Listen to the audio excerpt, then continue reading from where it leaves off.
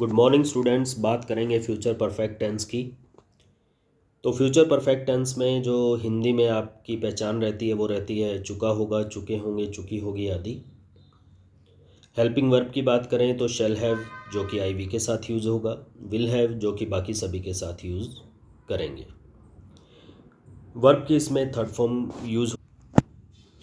Adverbials की बात करें तो बाय प्लस फ्यूचर टाइम दिया हो, before plus present indefinite tense दिया हो, by the time plus present indefinite tense दिया हो, तो हम फ्यूचर परफेक्ट टेंस का यूज़ करेंगे। देखिए, पहला वाक्य लेते हैं पॉजिटिव सेंटेंस। इसकी फॉर्मेशन समझिए, subject plus helping verb plus verb की थर्ड फॉर्म प्लस ऑब्जेक्ट। एक एग्जाम्पल लेते हैं, अगले सोमवार तक वह जापान पहुंच चुका होगा। तो ऊपर फॉर्मेशन के अकॉर्डिंग बनाते हैं इसको। अगले सोमवार तक, by next Monday he will have reached Japan. तो देखिए, अगले सोमवार तक, इसके लिए हमने लगाया है बाय नेक्स्ट मंडे, और उसके बाद हमने जो फॉर्मेशन दी है उसके अकॉर्डिंग पूरा सेंटेंस बना दिया है, ही विल हैव रीच्ड जापान। फिर बात करते हैं नेगेटिव सेंटेंस की। नेगेटिव सेंटेंस देखिए, याद रखिए नेगेटिव सेंटेंस की जब बात आती है तो हमें एक नोट ऐड करना होता है। इसकी फॉर्मेशन देखिए, सबसे पहले सब्जेक्ट, फिर विल या शेल, फिर उसके बाद नोट, फिर हैव, उसके बाद वर्ब की थर्ड फॉर्म और उसके बाद ऑब्जेक्ट। वह अगले सोमवार तक जापान नहीं पहुंच चुका होगा। तो by next Monday he will not have reached Japan. तो हमने विल और शेल के बाद नोट लगाना था, हमने लगाया विल के बाद नोट। अब बात करते हैं इंटेरोगेटिव सेंटेंस की। तो इंटेरोगेटिव सेंटेंस वो वाक्य जो हम हेल्पिंग वर्ब से शुरू करेंगे।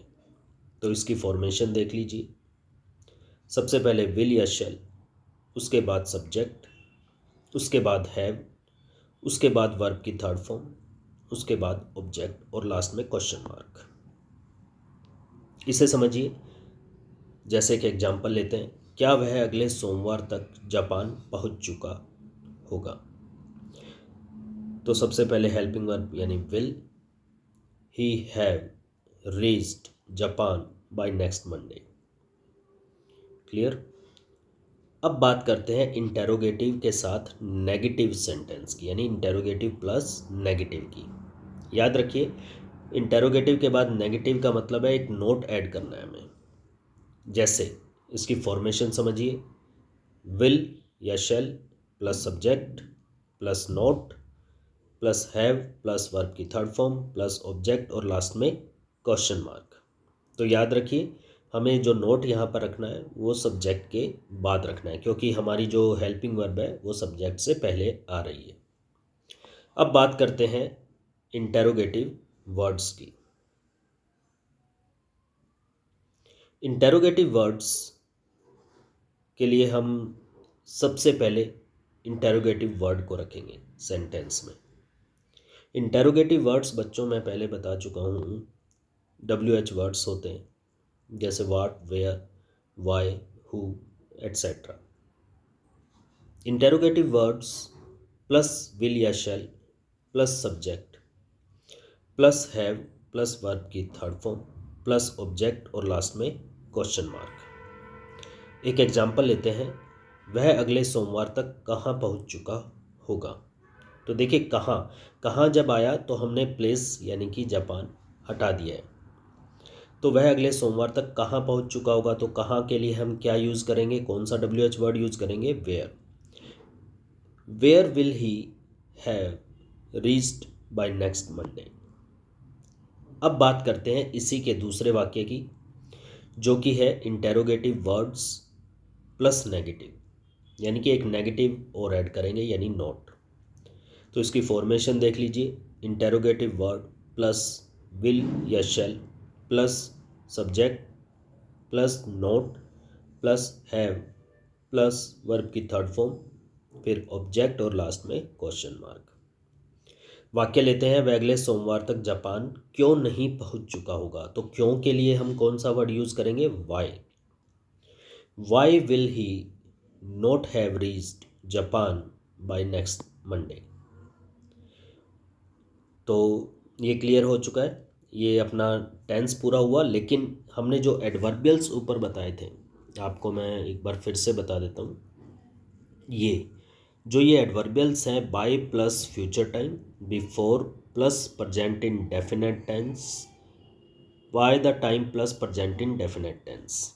तो याद रखिए, हम बिफोर और by the time plus present indefinite tense के एग्जाम्पल इन दोनों के एग्जाम्पल हम लेते हैं, तो आपको ये भी क्लियर हो जाएगा। देखिए,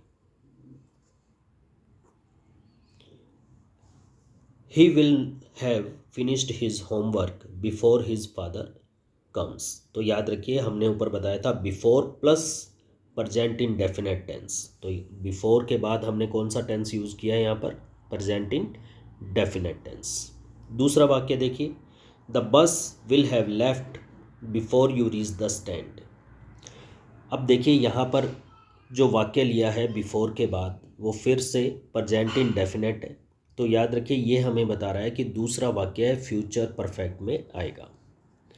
अब बात करते हैं, हमने एक एडवर्बियल बताया था, by the time plus present indefinite tense. जैसा कि तीसरे वाक्य में आप देख रहे हैं, by the time they inform you. तो they inform you present indefinite tense है, और उससे पहले बाय द टाइम दिया हुआ है। तो यानी कि दूसरा वाक्य हम फ्यूचर परफेक्ट में बनाएंगे। तो by the time they inform you I shall have left this place. तो I shall have left this place, ये वाक्य फ्यूचर परफेक्ट का है। तो आशा करता हूँ कि ये टेंस आपको अच्छे से समझ में आया होगा। एडवर्बियल्स का ध्यान रखें, इसी से हमें पता चलता है कौन सा टेंस है मोस्टली। तो आज के लिए इतना ही। Thank you.